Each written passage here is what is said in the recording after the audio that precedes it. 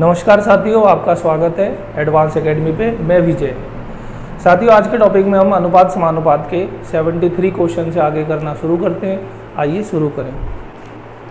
Question number 73। Question number 73 में लिखा है, एक कारखाने में स्त्री तथा पुरुष कर्मचारियों का अनुपात है 3:5। यदि स्त्रियों की संख्या पुरुषों की संख्या से 40 कम है तो बताएं कुल कर्मचारी कितने हैं। तो हमारे पास स्त्री और पुरुष, इनका आपको अनुपात दिया है 3:5 और क्वेश्चन में लिखा है स्त्रियों की संख्या पुरुषों से 40 कम है। स्त्री पुरुषों से 40 कम है। हम देखते हैं यूनिट के हिसाब से स्त्री पुरुष से कितना कम है, तो यूनिट में स्त्रियां 2 कम है। आप इसे सॉल्व कर दोगे तो ये आ जाएगा 20। ये 20 आता है एक यूनिट की वैल्यू।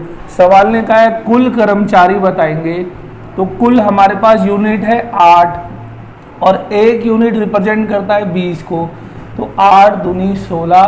तो इस क्वेश्चन में जो हमसे पूछा गया है कुल कर्मचारी कितने, 160।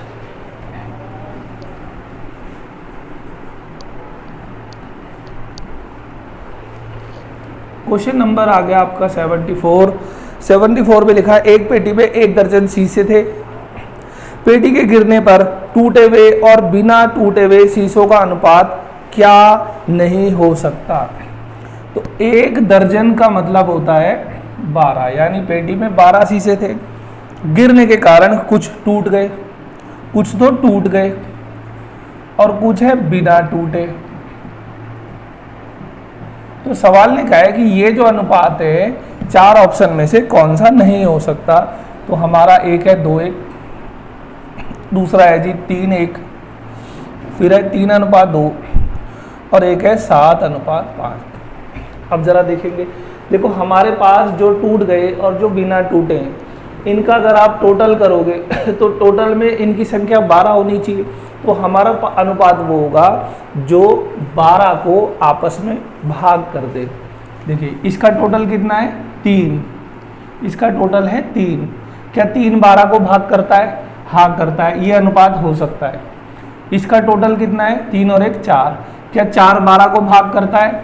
ये भी हो सकता है।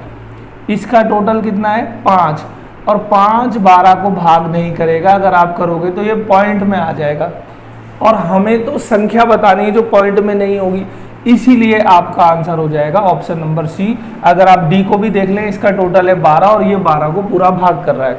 सवाल ने पूछा था अगर आपके पास 12 शीशे हैं और में से कुछ टूटे हुए और कुछ बिना टूटे हैं तो कौन सा अनुपात नहीं हो सकता, तो 3:2 अनुपात नहीं हो सकता। तो क्वेश्चन नंबर 75 को भी फटाफट से देख लेते हैं। क्वेश्चन नंबर है आपका 75। एक धातु में तांबा और जिंक, तांबा और जिंक, इसका अनुपात है 9:4।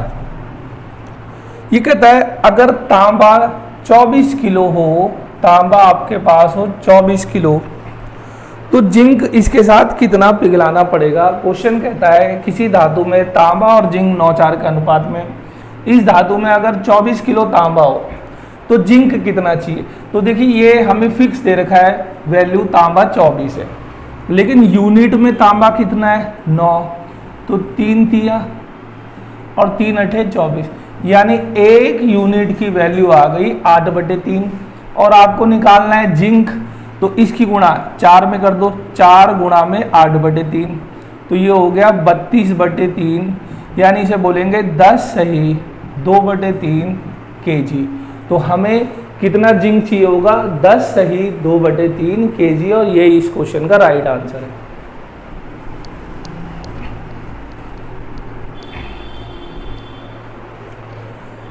क्वेश्चन नंबर है 76। ए का 7 किलोग्राम बी के 100 किलोग्राम के साथ मिलाया गया। यदि ए में शीशे तथा टीन का अनुपात है 3:2 और बी में टीन और तांबे का अनुपात है 1:4, तो नई धातु में टीन कितना होगा। ए 60 किलो है और एक आपके पास बी है, बी है आपके पास 100 kg। ए के अंदर सीसा और टीन है, ए में है सीसा और टीन, किस अनुपात में है 3:2, और बी में है टिन और तांबा, ये किस अनुपात में है, ये है 1:4। तो पहले हम क्या करते हैं, इस 60 किलो को इस अनुपात में बांट देते हैं। टोटल वजन है 60 किलो टोटल, और आपके हिसाब से टोटल कितना है 5, तो 1 यूनिट 12 को रिप्रेजेंट कर रही है, 12 दूनी 24 और 12 तिया 36, यानी ए जो 60 किलो था इसमें सीसा है 36 किलो, टीन है 24 किलो। अब यहाँ देख लेते हैं, बी टोटल है 100 किलो और आपका रेशियो में टोटल है 5, 1 यूनिट 20 को रिप्रेजेंट कर रही है, 20 एकम 20 और 20 चौक 80, यानी बी जो 100 किलो था इसमें टीन 20 किलो है और तांबा है 80 किलो। आपने इन सबको मिला दी, कोई नई धातु बना दी। तो जब आप नई धातु बनाओगे, देखो उसमें सीसा भी होगा, टीन भी होगा और तांबा भी होगा। सीसा 36 किलो है और तो कुछ है नहीं, तो सीसा तो नई धातु में होगा 36 किलो।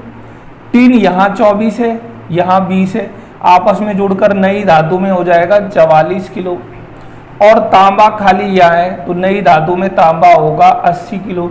तो क्वेश्चन ने हमसे पूछा है नई धातु में टीन कितना किलो होगा, तो टीन हो जाएगा आपका 44 किलो।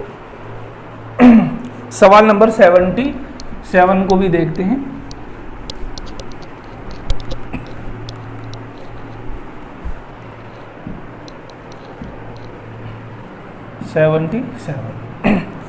तीन संख्याओं का योग दिया है 196। पहली दूसरी का अनुपात है, पहली दूसरी का अनुपात दिया है आपको 2:3, और दूसरी और तीसरी का अनुपात दिया है 5:8। तो हमसे बोल रहा है दूसरी संख्या बताएंगे। देखो यहाँ क्या लिखेंगे 3, यहाँ कितना लिख देंगे 5, इनकी गुणा कर दो, 5 दूनी 10, 3 × 15 और 8 तिया 24, ये आ गया इनका अनुपात। क्वेश्चन के हिसाब से टोटल है 196। हम देखते हैं हमारा टोटल कितना है, 5 और 4 9, 2 1 2 और 2 4, तो ये जाएगा 4 बार, इसके 4 बार जा रहा है, 1 यूनिट 4 को रिप्रेजेंट कर रही है।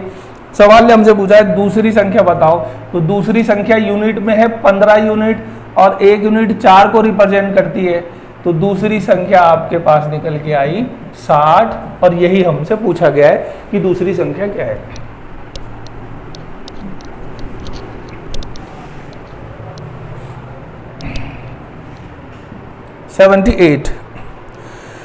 तीन संख्याएं और इनका आपको अनुपात दिया है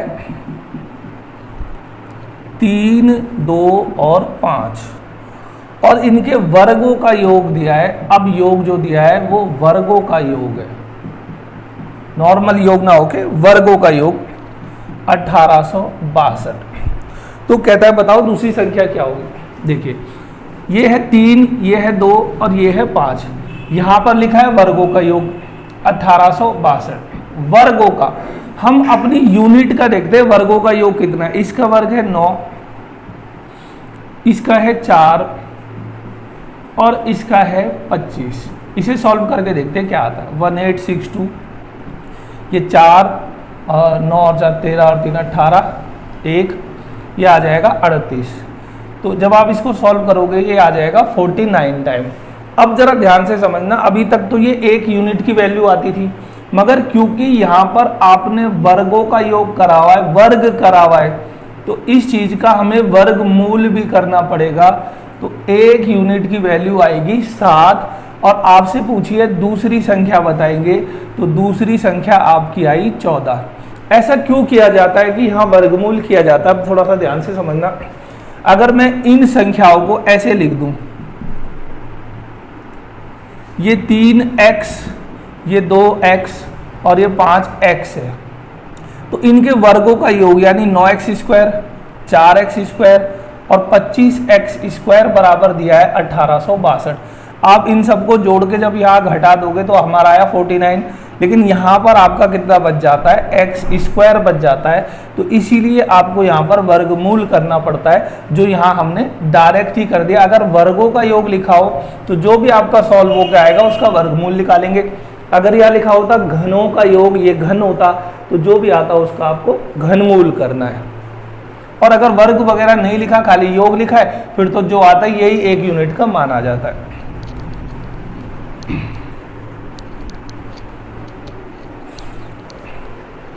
क्वेश्चन नंबर 79 में लिखा है 94 को ए और बी, दो भागों ए और बी में इस प्रकार विभाजित करना है कि ए का 5वां भाग और बी के 8वें भाग का अनुपात है 3:4। ए का 5वां भाग और बी का 8वां जो भाग है, इनका अनुपात है 3:4। ये और ये बराबर इतना है। इसका मतलब हो गया इसकी वैल्यू ये है और ये दूसरे नंबर पे आ रहा है, इसकी वैल्यू ये है। तो यानी a/5 बराबर 3 के है, b/8 बराबर 4 के। तो a की वैल्यू आएगी 5 × 15, b की वैल्यू आएगी 8 × 4 = 32। ये इनका अनुपात आया। क्वेश्चन के हिसाब से टोटल है ये 94 और यूनिट में टोटल कितने हैं, ये है 47। तो जब हमने भाग करा तो एक यूनिट 2 को रिप्रेजेंट कर रही है, a से गुणा कर दो तो ये a आ जाएगा 30 और 2 से कर दो तो 32 दूनी होता है 64। यानी a की वैल्यू 30 है, b की वैल्यू 64 है। तो इस क्वेश्चन में आपसे क्या पूछा गया है, खाली पहला भाग पूछा गया है। तो पहला भाग है 30। अब नेक्स्ट क्वेश्चन भी देखते हैं।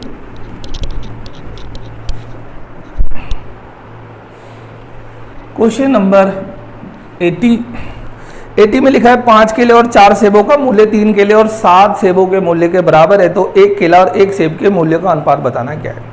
5 केले, मैं केले को ऐसे के लिख देता हूं, तथा 4 सेब मैंने लिख दिया ऐसे। ये किसके बराबर है, 3 केले तथा 7 सेब, ये आपस में बराबर है। तो हमने क्या करा, देखो केले और ये भी केले, इन्हें बराबर के एक साइड ले जाओ। ये जब यहाँ जाएगा, देखो ये क्या आया, प्लस का, जहाँ कोई साइन नहीं होता प्लस। और जब ये 3 के इस 5 के में से यहाँ माइनस हो जाएगा, यहाँ बच जाएगा 2 के।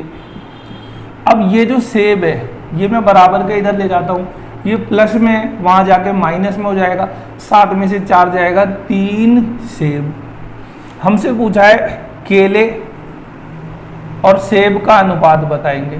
तो जब बराबर लिखा है, इसकी वैल्यू होगी इधर वाली 3 और इसकी वैल्यू होगी इधर वाली 2, यानी केले और सेब में जो अनुपात आया वो आ गया आपका 3:2।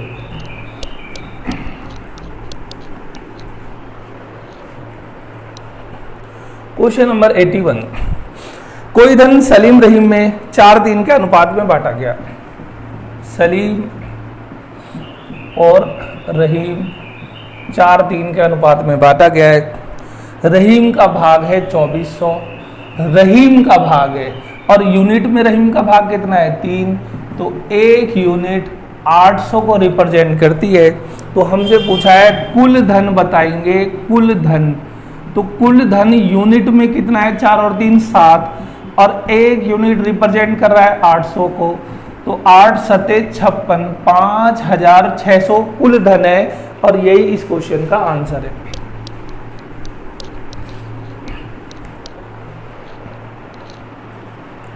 क्वेश्चन नंबर आ गया आपका 82। 82 में लिखा है ए और बी के पास कुल 7,260 रुपए हैं। ए का 4/15, बी के 2/5 भाग के बराबर है।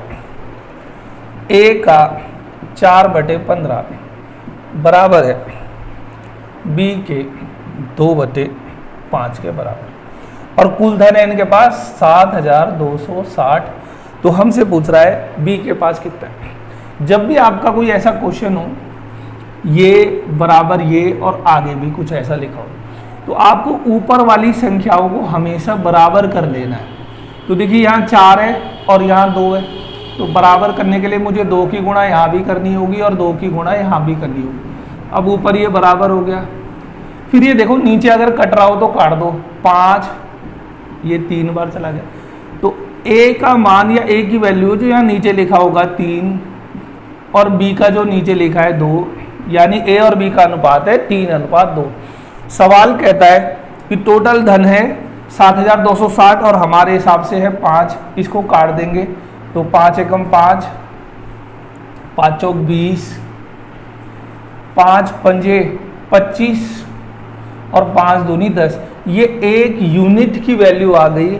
सवाल ने हमसे कहा था b का भाग बताएंगे, तो 2 दूनी 4, 5 दूनी 10, 4 दूनी 8 और 1 9 और 2 एकम 2, तो b का भाग है 2,904 और यही सही आंसर है।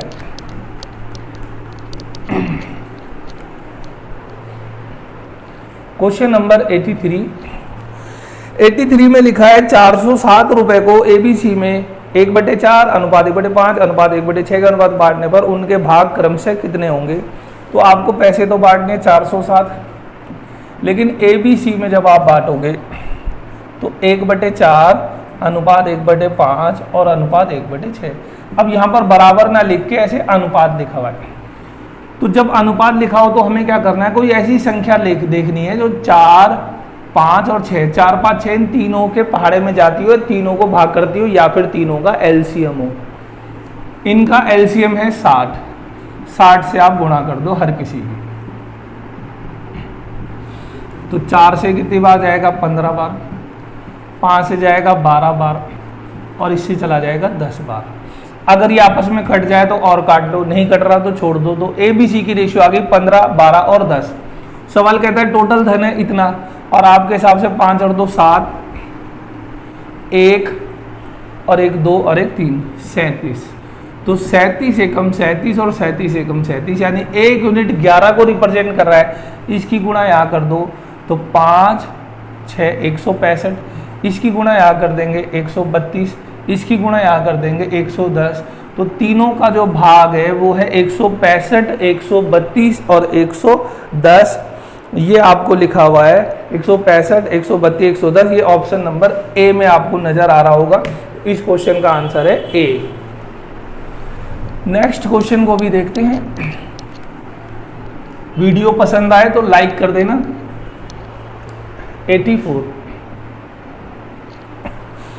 84 में लिखा है 30,000 रुपए के लाभ को, 30,000 रुपए के लाभ ABC में 3, 5 और 7 के अनुपात में बांटने पर B और C का अंतर कितना होगा। कह रहा है इनका अंतर कितना होगा। देखो टोटल पैसा आप बांट रहे हो 30,000, यानी टोटल वहां 30,000 है। हम देखते हैं हमारे हिसाब से कितना है, हमारे हिसाब से तो 15 यूनिट है। जब आपने इसको भाग करा तो 1 यूनिट रिप्रेजेंट कर रही है 2,000 को। आपसे पूछा गया है B और C के भागों का अंतर, तो आप यूनिट में देखो इनका अंतर कितना है, 2 यूनिट, और 1 यूनिट 2,000 को रिप्रेजेंट कर रही है। इसका मतलब ये हो गया कि B और C के भागों का जो अंतर है वो है 4,000।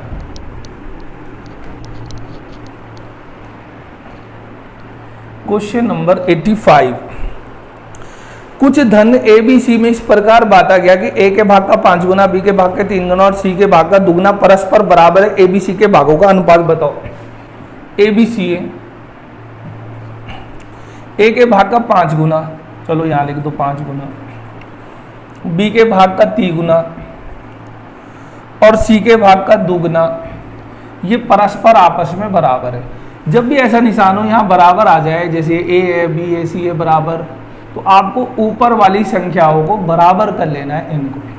तो देखिए 5, 3 और 2, तो इनका एलसीएम ले लो।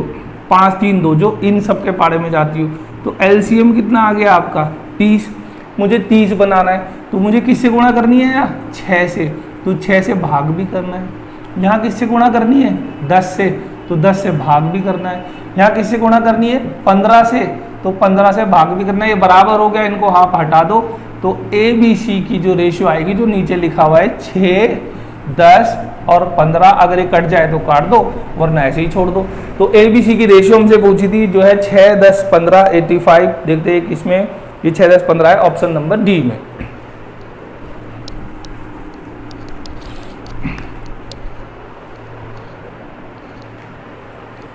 86 को भी देखते हैं। 427 रुपए को ABC में इस प्रकार बांटा गया कि A के भाग का 3 गुना, B के भाग का 4 गुना और C के भाग का 7 गुना परस्पर बराबर है। इसमें C का भाग बताओ कितना है, बिल्कुल 85 की तरह है। तो ABC है A के भाग का 3 गुना, B के भाग का 4 गुना और C के भाग का 7 गुना परस्पर बराबर है। तो 7, 4 और 3, 3, 4 और 7 इनका ले लो एलसीएम जो तीनों के पाड़े में जाता हो। तो ये हो गया 7, 12 सत्ते 84। तो मुझे 84 बनाना है इसको, तो किससे गुणा करनी पड़ेगी, 28 से। 28 यहाँ भी लिख दो। यहाँ पर किससे करनी पड़ेगी, देखो 21 से, 21 यहाँ भी लिख दो। यहाँ मुझे किससे गुणा करनी पड़ेगी, 12 से, तो 12 मैंने यहाँ भी लिख दिया। आप चाहो तो इन तीनों का एलसीएम 42 भी होता है। हम 42, वैसे एलसीएम होता है 42, अब 42 लिखते तो भी बात बन जाती, या 42 लिखते या कुछ और भी आपके दिमाग में आ रहा हो, 28 भी हो जाता है, या 28 तो सॉरी नहीं होता, चलो हमने 84 लिख दिया, कोई बात नहीं। ये ऊपर बराबर है, सब कट गया। तो ABC, A लिखोगे 28, B लिखोगे 21, ये लिखोगे 12 और ये कट रहा हो तो काट दो। देखो ये आपस में अगर कट रहा हो तो ये कट नहीं रहा, यही इसका एलसीएम था 84, सॉरी। अब सवाल ने कहा है 86 में कि टोटल धन है आपके पास 427 और हमें बताना है C का भाग। टोटल इतना है आपका, टोटल कितना है 8 और 2 10 और 1 11, 2 2 4 5 और 1 6, ये तो इतने सत्ते इतना आ जाएगा। तो 1 यूनिट 7 को रिप्रेजेंट कर रही है। हमसे पूछा है C का भाग बताएंगे, तो C का भाग के लिए आप यहाँ गुणा कर दो, 12 सत्ते होता है 7 दूनी 14, 12 सत्ते 84। तो C का भाग 86 में आया 84 रुपये और ये इसका आंसर है। यहाँ पर अगर आपको एलसीएम ना समझ में आ रहा हो तो आप इन तीनों की गुणा करके भी लिख सकते हैं। यहाँ गुणा कर देना, बाद में फिर वो यहाँ पर कट जाएगी, ठीक है जी।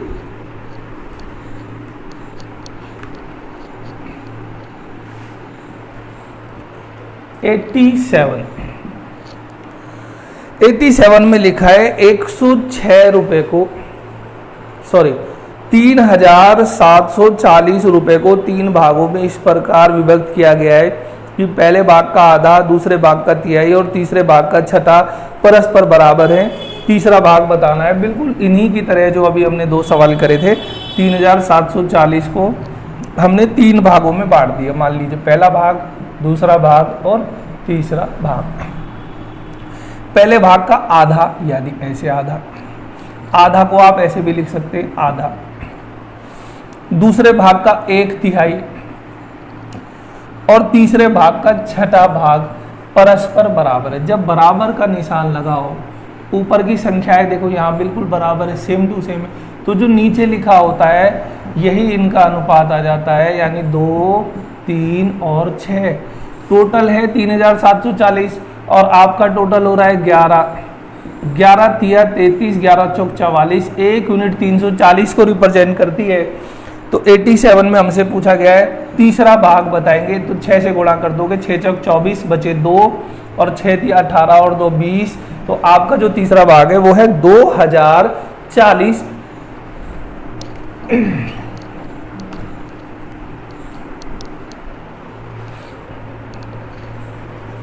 क्वेश्चन नंबर 88 पे लिखा है 6120 को ABC में इस प्रकार विभक्त किया गया है।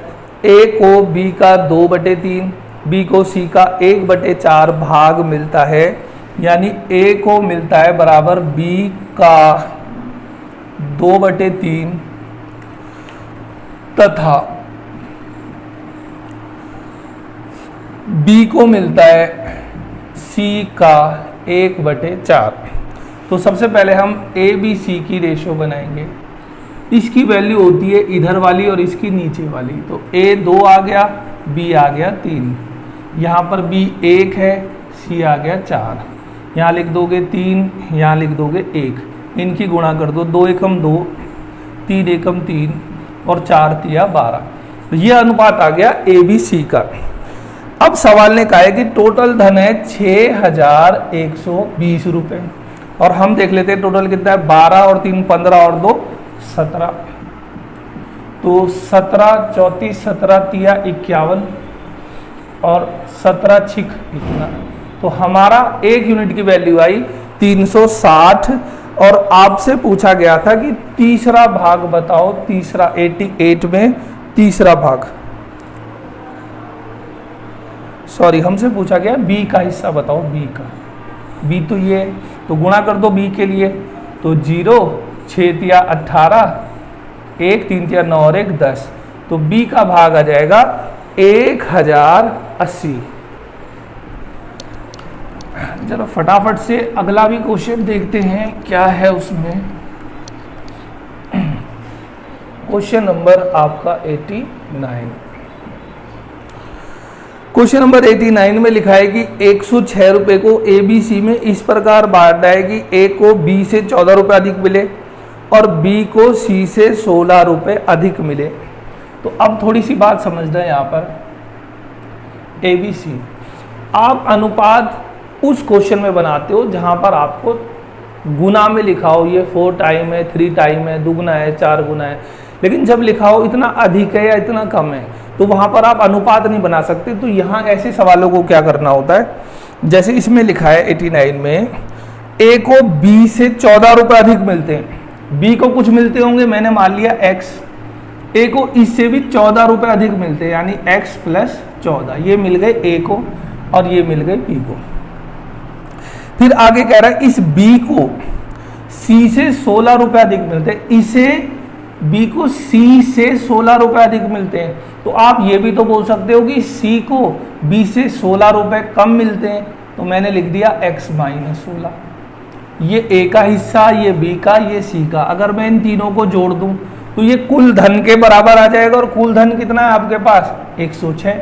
बस इसे सॉल्व कर दो, x x x, ये हो गया आपका 3x, ये 14 प्लस का और ये 16 माइनस का, तो -2 बराबर 106।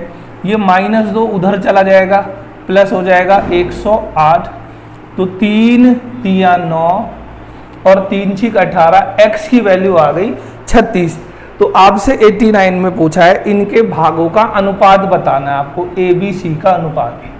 तो देखिए 36 है x की वैल्यू, 36 और 14 आप जोड़ दो 50, ये तो 36 है, और 36 में से 16 आप घटा दो 20, अगर एक कट रहा हो तो काट दो, 2 से काट दो 25, 2 से काट दो 18 और 2 से काट देंगे 10। अब ये एक ही पहाड़े से नहीं कट रहा, तो ABC की जो रेशियो आई वो आई 25, 18 और 10, यानी option number B.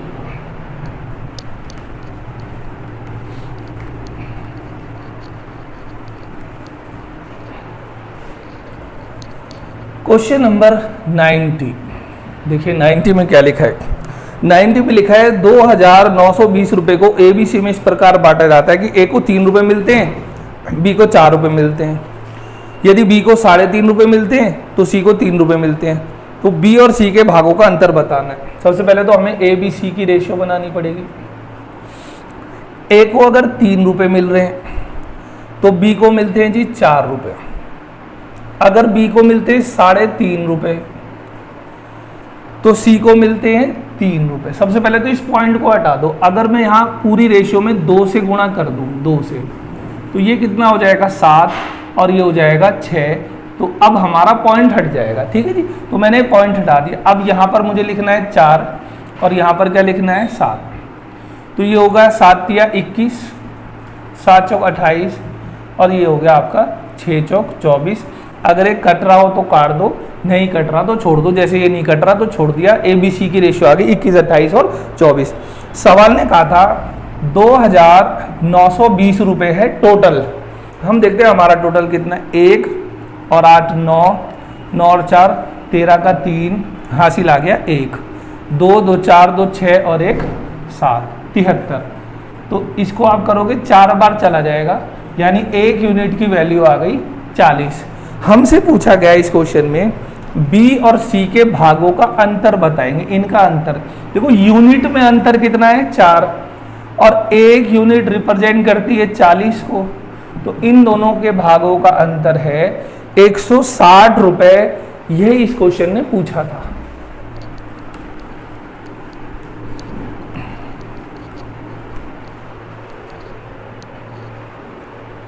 Question number आ गया आपका 92। 1540 को एबीसी में इस प्रकार बांटा जाता है कि बी का भाग ए तथा सी के कुल भाग का 3/11 है। 1540 रुपए बांटने, ए का बी का जो भाग है ये बराबर है ए प्लस तथा यानी ए और सी दोनों के कुल भाग का 3/11। इसकी वैल्यू ये होती है और इधर जो लिखा हो उसकी वैल्यू ये होती है। यानी हम ऐसे रेशियो बना सकते हैं कि अगर बी 3 है तो ए और सी कितने हो जाएंगे 11। देखिए टोटल पैसा है 1540 टोटल, ये भी तो टोटल है ए बी सी सारे ही लोग आ गए और सब में इतना बटा है तो टोटल आपका आ गया 14। 14 एकम 14 और 14 एकम 14। एक यूनिट 110 को रिप्रेजेंट करती है। क्वेश्चन ने हमसे कहा है बी का भाग बताओ, तो बी 3 यूनिट है और एक यूनिट 110 को रिप्रेजेंट कर रही है। बी का कुल भाग है 330।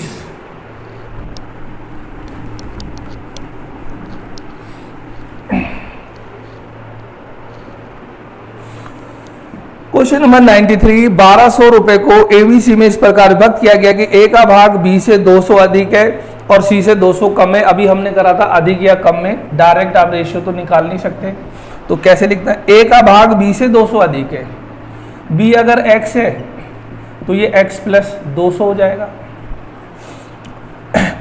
ए का जो भाग है, ध्यान से देखिए इस क्वेश्चन की लैंग्वेज का, ए का भाग बी से तो 200 अधिक है तथा सी से 200 कम है। यानी सी से 200 कम कौन है? ये जो ए है इस सी से ये 200 कम है, तो क्या आप ऐसे बोल सकते हो ये वाला सी इस ए से 200 ज़्यादा है, तो आप इसे 200 ज़्यादा लिख दो। x प्लस ये 200 है और ये 200 ज़्यादा हो जाएगा, यानी x प्लस 400 हो जाएगा। ये a का भाग, ये b का भाग, ये c का भाग, अगर मैं इन तीनों को जोड़ दूं तो क्या निकल के आ जाएगा? टोटल कितना है आपके पास? 1200। ये 1200 को रिप्रेजेंट करता है। तो x 3x और 200 और 400 600, ये बराबर आ गया 1200। ये 600 वहाँ चला जाएगा, 3x की वैल्यू आ गई 600 और x की वैल्यू आ गई 200। x 200 को रिप्रेजेंट करता है, तो सवाल ने हमसे पूछा है b का भाग बताओ। b का भाग है x और x 200 को रिप्रेजेंट कर रहा है, तो b के पास जो पैसा है वो है 200 रुपये।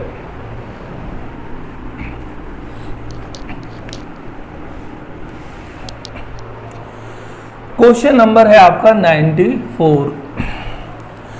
600 रुपए को ए बी सी में इस प्रकार बांटना है कि ए के 2/5 से 40 अधिक, बी के 2/7 से 20 अधिक और सी के 9/7 से 10 अधिक परस्पर बराबर है, आपस में बराबर है। क्या बराबर है? कि ए का 2/5 से कितना अधिक? 40 अधिक, और बी के 2/7 से कितना अधिक? 20 अधिक, और सी के 9/17 से 10 अधिक, ये भाग आपस में बराबर है। तो हमसे पूछा गया है कि बताएंगे ए का भाग कितना है। ये आपस में तीनों बराबर है। मैंने मान लिया ये तीनों किसी के बराबर है, के कोई स्थिरांक है, कॉन्सोनेंट है। तो जब ये आपस में बराबर है तो क्या मैं लिख सकता हूँ a गुणा 2/5 प्लस 40, ये भी के बराबर हो जाएगा। इसी तरह b गुणा 2/7 प्लस 20, ये भी के बराबर हो जाएगा। c गुणा 9/17 प्लस 10, ये भी के बराबर हो जाएगा। अच्छा, अगर मुझे a की वैल्यू निकालनी है, a की, तो ये कैसे हो जाएगा? देखो, ये सबसे पहले प्लस है, उधर जाएगा माइनस, मैं यहाँ लिख देता हूँ के -40, और ये गुणा में 2/5, उधर जाके रिवर्स हो जाएगा, ये हो जाएगा 5/2। ये किसकी वैल्यू आ गई? a की। अब मुझे निकालनी है b की वैल्यू। के ये प्लस है, उधर जाके माइनस हो गया, और ये उल्टा हो गया 7/2। फिर मुझे c की निकालनी है। के -10 प्लस है तो माइनस हो जाएगा, और उधर जाके हो जाएगा 17/9। ठीक है, सबसे पहले ऐसे हो गया। तो ये a का मान, ये b का मान और ये c का मान, ये बात आप समझ गए। और अगर मैं इन तीनों को जोड़ दूं इन तीनों को जोड़ दूँ, ये ए की वैल्यू, ये बी की और सी की, तो इन तीनों का टोटल कितना आना चाहिए, यहाँ लिख देता हूँ मैं 600, क्योंकि सारा भाग तो 600 है। तो अब देखिए कैसे करना है, इसकी मैं गुणा यहाँ कर दूँ, 5k माइनस 200 बटे में मैंने लिख दिया यहाँ पर 2, 7k माइनस 7 दूनी 14 बटे में लिख दिया मैंने 2, 17k माइनस 170 बटे में मैंने लिख दिया 9, और ये सारा बराबर है आपके 600 के। ठीक है, यहाँ तक अब आप समझ गए। अब मैंने इनका एलसीएम लेना है, एलसीएम, तो थोड़ा सा मैं ऊपर वाला पार्ट मिटा देता हूँ, ये वाला।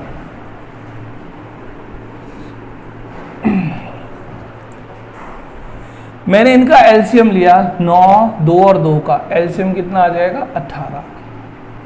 तो 2 के पहाड़े में कितनी बार जाता है 9 बार, तो 9 की गुणा मैं चलो लिख देता हूँ, 9 की गुणा होगी 5k माइनस 200। 2 के पहाड़े में 18 जाता है 9 बार, 9 की गुणा होगी 7k माइनस 140, और 18 9 के पहाड़े में 2 बार जाता है 17k माइनस 170, और ये बराबर किसके है जी 600 के। ठीक है, हमें तो a का भाग निकालना था, और a का भाग कितना है चलो अभी देखते हैं।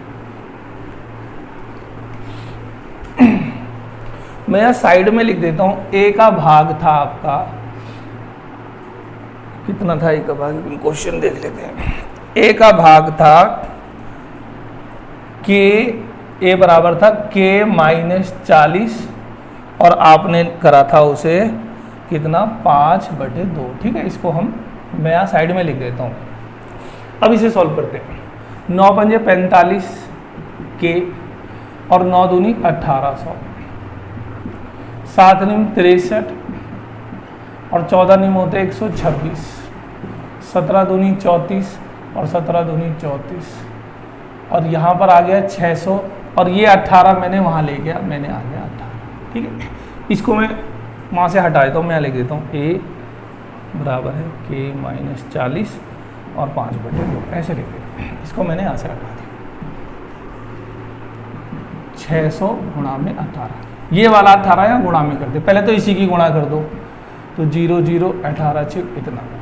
अब यहाँ देखो, ये 45 के और ये 63, और यहाँ पर ये भी k है, सॉरी k, इन्हें जोड़ दो, तो 5 और 3 8 और ये 2, 142 के, और इन्हें जोड़ देते देखो 0 0 0, ये भी 0, 6 और 4 10 की 0, 1, 9 9 और 2 11 11, सॉरी ये कितना हो गया 11 और 3,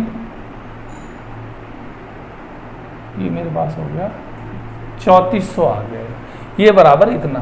तो 142 के का मान आएगा जब ये वहां जुड़ जाएगा इसके साथ, तो जोड़ दो इन्हें, ये हो जाएगा 0 0, 8 और 4 12 का 2 हासिल 1, 3 और 1 4, ये 4200, 142 से 142 कट गया 100 बार, तो k की वैल्यू आ गई 100। आपसे पूछा था a का मान बताओ, और आपने a का मान निकाला था k माइनस 40 और 5/2, ये हमने निकाला था a का मान। k की वैल्यू है 100, 100 यहाँ से लिख दिया, काट के कितना आ गया 60, 2 से चला जाएगा 30 बार, तो a के पास जो पैसा है या a का जो धन है वो है 150, और ये इस क्वेश्चन में पूछा गया है।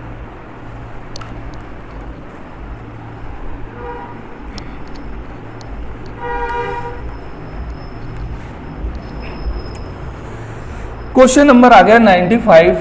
यहां बोलता है 3068 रुपए को एबीसी में इस प्रकार बांटा गया है, यदि उनके भागों में से क्रम से 10 रुपए 14 रुपए और 20 रुपए कम कर दें तो शेष धन 5 6 7 के अनुपात में बढ़ जाएगा। यानी ये कहता है एबीसी में से अगर मैं क्रम से इसके 10 रुपए कम कर दूं, इसके 14 रुपए कम कर दूं और इसके 20 रुपए कम कर दूं, तो कम करने के बाद अनुपात होगा 5 6 और 7। कुल धन हमें दे रखा है 3068 तो आपसे पूछा गया है बी का हिस्सा बताएं। ध्यान से समझना, हमने क्या करा, पहले आपने 3068 को ए बी सी में बांट दिया। हमें नहीं पता कितना बांटा है, लेकिन कुछ ना कुछ बांटा होगा 3068 को ए बी सी। बांटने के बाद इससे 10 रुपये कम करे, इससे 14 और इससे 20।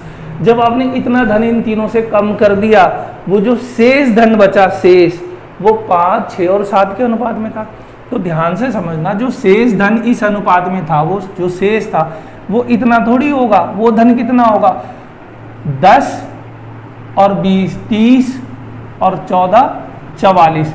अगर मैं इसमें 44 घटा दूं, यहाँ बचेगा 4, यहाँ 2, 3024। देखो एक बार और समझो, 3068 रुपये थे, एबीसी में मैंने बांट दिए पूरे पैसे।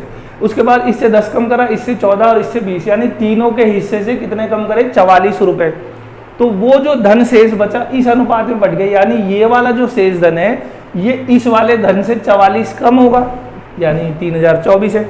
अब हमारा सवाल ये हो गया कि ये जो शेष धन है 3024 है शेष धन, और आपके हिसाब से शेष धन कितना है, 11 और 7 18।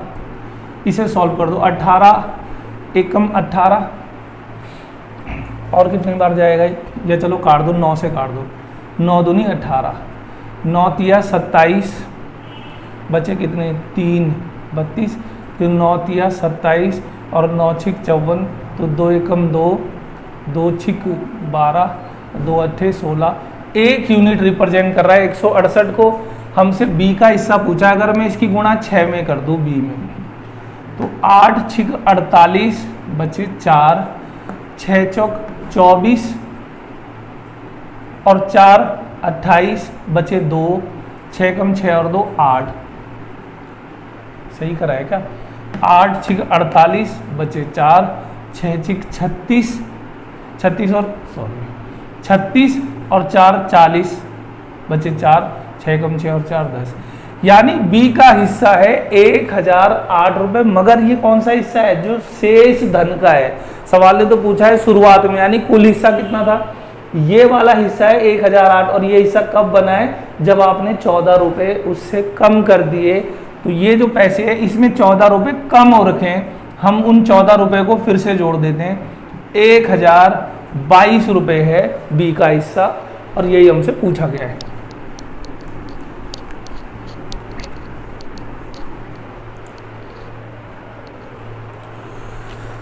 (96) 1470 को एबीसी में इस प्रकार बांटा गया कि प्रत्येक के भाग में से 50 रुपए कम करने।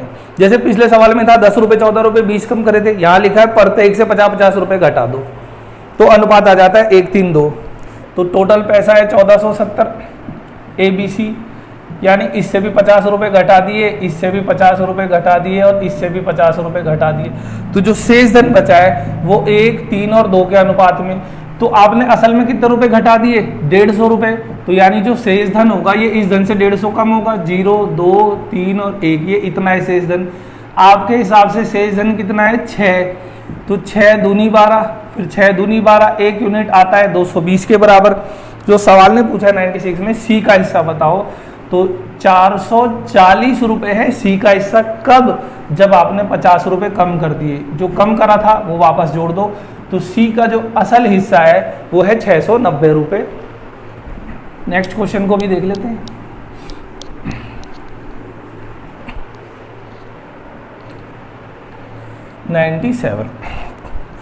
(97) में कह रहा है 1300 रुपए आपके पास, और ABCD पे इस प्रकार बांटना है कि A/B बराबर है B/C बराबर है C/D और बराबर है 2:3। देखिए ये बिल्कुल आपस में बराबर है, ये आपस में बराबर है। सबसे पहले तो मैं ABCD की अनुपात निकाल देता हूँ। ये बराबर ये सब बराबर है। अगर मैं ये सब मिटा दूँ तो ये बराबर यही तो है। A का मान कितना है, 2, B का मान कितना है, 3। फिर मुझे लिखा था B/C और यहाँ पर लिखा था C/D, ऐसे लिखा। अब मैं अगर इन दोनों को मिटा दूँ, सोचो ये, तो B का मान 2 है, C का मान 3 है, 2 और 3। अब मैं इस सब को मिटा दूँ, ये C का मान है 2, D का मान है 3, एक तो मुझे यहाँ लिखना है, यहाँ लिखना है, एक यहाँ लिखना है, एक इधर लिखना है लाइन को कंप्लीट करने के लिए। इस लाइन में सबसे पास नज़र आ रहा है 3, यहाँ भी 3, यहाँ आ रहा है 3, यहाँ आ रहा है 2, यहाँ भी 2, यहाँ भी 2। इनके आपस में गुणा कर दो। 2 दूनी 4 दूनी 8, 3 दूनी 6 दूनी 12, 3 दूनी 6 तिया 18 और 3 तिया 9 तिया 27। यानी ये किसका अनुपात आ गया? ABCD। तो क्वेश्चन ने हमसे कहा है कि टोटल धन है 1300 और आप इन्हें जोड़ दो, ये हो गया आपका 20, 38, 65। तो 13 पजे 65 और 5 से जाता है ये 20 बार। एक यूनिट रिप्रेजेंट कर रही है 20 को। तो हमसे 97 में पूछा गया ए का भाग बताओ। ए कितना यूनिट है? 8 यूनिट। तो 8 दूनी 16, ए का भाग है 160 रुपए।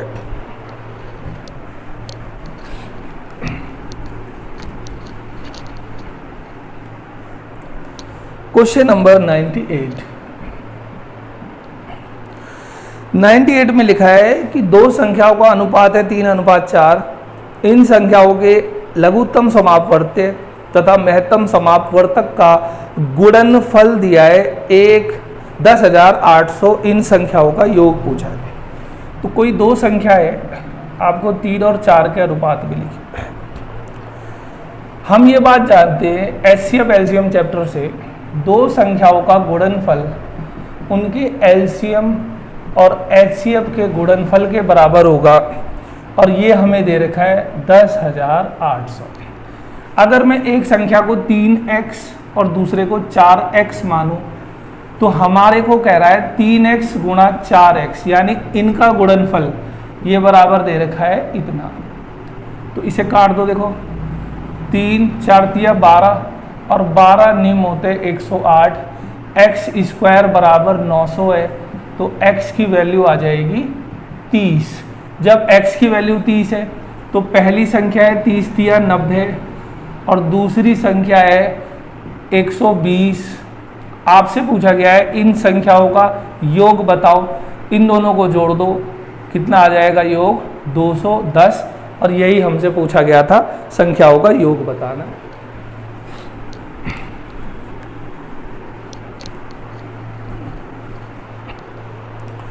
क्वेश्चन नंबर आ गया आपका 99। यह कहता है दो अंकों की एक संख्या तथा अंकों के योग का अनुपात है 7:1। यदि दहाई अंक इकाई के अंक से एक अधिक हो, आपकी बुक में कम लिखा होगा उसे करेक्ट कर लेना, कम की बजाय अधिक है, एक अधिक हो, मैंने यहाँ क्वेश्चन में ठीक कर रखा है। तो संख्या क्या है? तो देखिए क्वेश्चन क्या बोलता है, कोई दो अंकों की कोई संख्या है, 2 अंकों की ये संख्या और इस संख्या का जो योग है, योग उसका अनुपात तो दे रखा है 7:1 और बोल रहा है जो दहाई का अंक है, दहाई का अंक क्या होता है? ये इकाई, ये दहाई, ये सैकड़ा, यानी ये जो दहाई का अंक है, ये वाला अंक, ये इकाई के अंक से एक अधिक है। तो इसमें हम ऑप्शन को देख लेते हैं, जो आपको ऑप्शन कहता है उसे देखते हैं। तो ऑप्शन मैंने रख लिया 21, 32, 43 और इनमें से कोई भी नहीं। सबसे पहले मैं 43 को चेक करता हूँ। संख्या कितनी है? 43 और इसके अंकों का योग कितना है जी? 7। क्या ये इसका 7 गुना है? देखो 7:1 का अनुपात आ रहा है, नहीं आ रहा, ये तो होगा नहीं। मैंने माना ये आंसर। संख्या है 32 और अंकों का योग कितना है? 5। इनमें भी देखो 7:1 का अनुपात नहीं आ रहा, ये भी नहीं। मैंने माना ये संख्या है 21 और अंकों का योग है 3, 3 एकम 3, 3 7 21। इसमें क्या अनुपात आ गया? 7:1 का, ये बात सही है। और दूसरी कंडीशन क्या थी इस क्वेश्चन में कि ये जो दहाई का अंक है, ये वाला अंक इकाई से एक अधिक है। देखो इसमें दहाई का अंक एक अधिक है, इसका मतलब यही हमारा राइट आंसर है।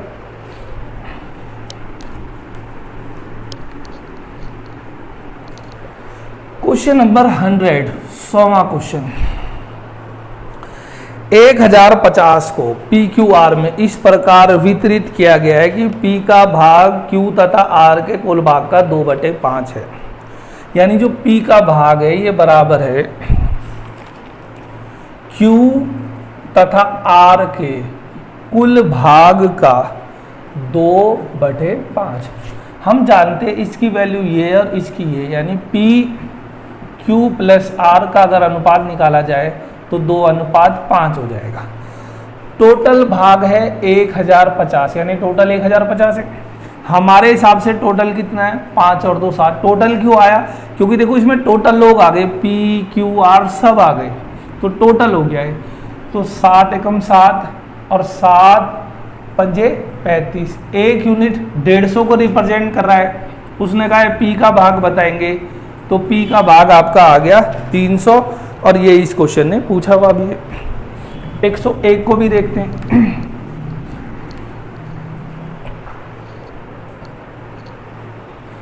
Question number 101। एक साल पहले राम और गोपाल, इनके वेतन का अनुपात दिया है 3:4, और पिछले वर्ष था, इस वर्ष उनके व्यक्तिगत वेतन का अनुपात दिया। व्यक्तिगत मतलब यहाँ पर भी राम और यहाँ पर भी गोपाल। अब खाली राम का व्यक्तिगत और गोपाल का दे रखा है एक साल पहले का और इस वर्ष यानी आज का।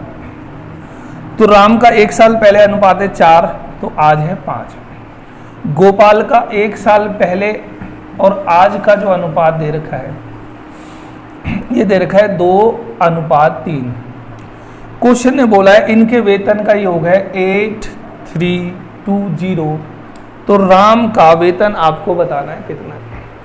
अब जरा ध्यान से देखिएगा, इस ऊपर वाली रेशियो में इसमें ये राम और गोपाल का वेतन है एक साल पहले। राम का एक साल पहले कितना है 4, और यहाँ एक साल पहले कितना है 3, क्योंकि ये भी एक साल पहले, ये भी एक साल पहले, तो सबसे पहले इसे सेम बनाएंगे। 3 और 4 इनका एलसीएम होता है 12। अगर मैं इसे 12 बनाऊं तो मुझे 4 से गुणा करनी पड़ेगी, तो यहाँ ये अनुपात हो जाएगा 12:16। अब राम और गोपाल का अनुपात एक साल पहले है 12 और 16 ये। तो राम का एक साल पहले मुझे इसे 12 करना है, 3 से गुणा करनी है, 12 और 15। तो अब क्या था, राम का एक साल पहले कितना था यूनिट में 12, और यहां पर भी राम का एक साल पहले यूनिट में 12 आ रहा है, ये तो हो गया ठीक। अब इधर चलते गोपाल एक साल पहले था 16, यहां पर 2 है, मैं अगर 8 से गुणा कर दूं, ये 16 और ये 8 दिया 24। अब देखिए गोपाल एक साल पहले था 16, यहां पर भी एक साल पहले 16 है, तो एक साल पहले राम और गोपाल जो 12 और 16 यूनिट थे, यहाँ पर भी 12 और 16 यूनिट आ गए, बराबर हो गए। तो हम अगर राम और गोपाल की बात करें, यहाँ लिख देता हूँ मैं, राम और गोपाल का आज क्या अनुपात है, तो देखो राम आज 15 है और गोपाल आज है 24।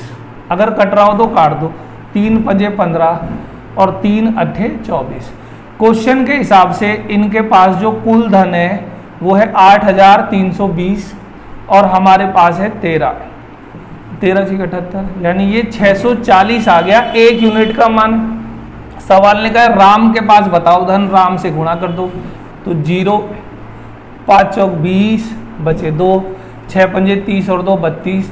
राम का जो वेतन है वो है आपका 3200 रुपये, और यही हमसे पूछा गया है। इस बुक में अनुपात समानुपात चैप्टर से जो अंतिम क्वेश्चन है उसको भी देख लेते हैं, 102 नंबर को।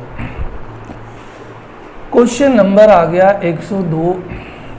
यहाँ कहता है हरिया के पास कुछ गाय और मुर्गे हैं, यदि सिरों की कुल संख्या 48 है तथा पैरों की संख्या 140 हो तो उसके पास बताओ कितने मुर्गे। सिर है 48, यानी जानवर टोटल 48 है। उसके पास गाय और मुर्गे, मैंने यहाँ लिख दिया मुर्गे, यहाँ लिख दिया गाय। आप गाय यहाँ लिख सकते हो, मुर्गे यहाँ लिख सकते हो। क्वेश्चन में हमें जो टोटल पैर दिए हैं क्वेश्चन में, उनकी संख्या दे रखी है 140।